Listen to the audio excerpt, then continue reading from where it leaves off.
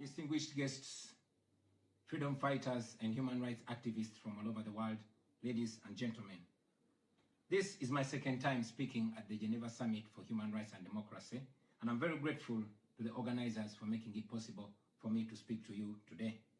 In 2022, I spoke about a country that I call home, Uganda, a nation of 50 million people living under the violent military dictatorship of General Yoweri Museveni, who has for 40 years twisted the law and used the military to stay in power. I told you of how I ran for president against him in 2021, how it was the most violent political campaign yet, and how he massacred hundreds of our people on the 18th and 19th of November 2020. How he shut down the internet on the eve of the election, imprisoned me inside my home for weeks, and then declared himself winner of the 2021 presidential election. Now, it is 2026, and here I am again, speaking to you at the Geneva Summit. Nothing has changed for the better, only going from bad to worse. Despite what happened in 2021, we were driven by hope to give it another try. So in 2025, I announced that I was running for president again. For 112 days, I traveled across the country campaigning, and the population turned up overwhelmingly.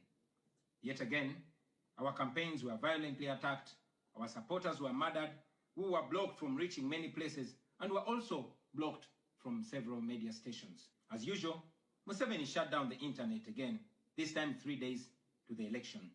And what happened thereafter was not an election, but a military operation. The election was so rigged to the point that even at the polling station where Museveni voted for, he got much more votes than the actual registered voters in the register. Our polling agents in several places were arrested and whisked away. Several of our party officials were arrested and many abducted. 2 female deputy presidents of our political party were abducted and held incommunicado in a military barracks for 3 weeks before being thrown into a prison where they are languishing right at this moment. The military was deployed on our streets, shooting on spot whoever dared to challenge the criminality. It was under these circumstances that Museveni yet again declared himself winner of the election, this time with over 70% of the vote. Right now, I'm speaking to you while in hiding. This is because as soon as the election was finished, Museveni's son, who is also chief of the Ugandan military, issued an order to take me to him, dead or alive. The military acted on his order and raided my home. They tortured my family members, humiliated and undressed my wife, accusing her of hiding me. Meanwhile, they were recording and taking pictures of her, which the military chief later on shared on Twitter and bragged about capturing my wife. They also took over my home and surrounded it, and they are occupying my home as we speak right now. My wife and children had to flee the country for fear of their lives. I am in hiding, but I don't want to be in hiding. It was necessary though, so I can stay alive and be able to speak to you right now. I've said it before and I say it again, that I'll resurface at the right time in my country. I feel like the international community has abandoned us.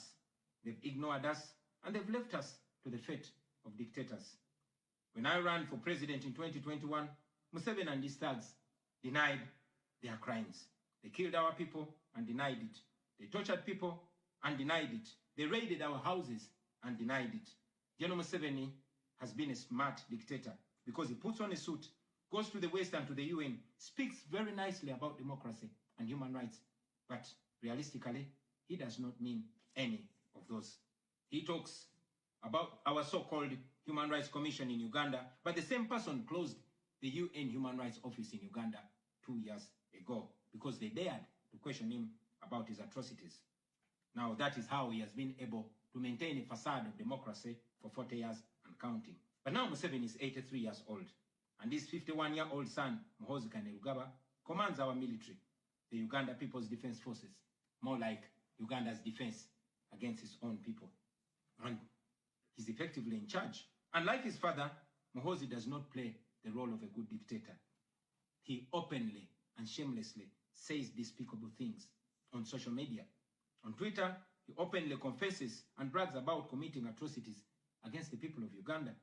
When he was summoned by Parliament, he called Parliament a house of clowns and fools, and he threatened to arrest all of them. He describes judges of the Supreme Court of Uganda as clowns in wigs, and he has threatened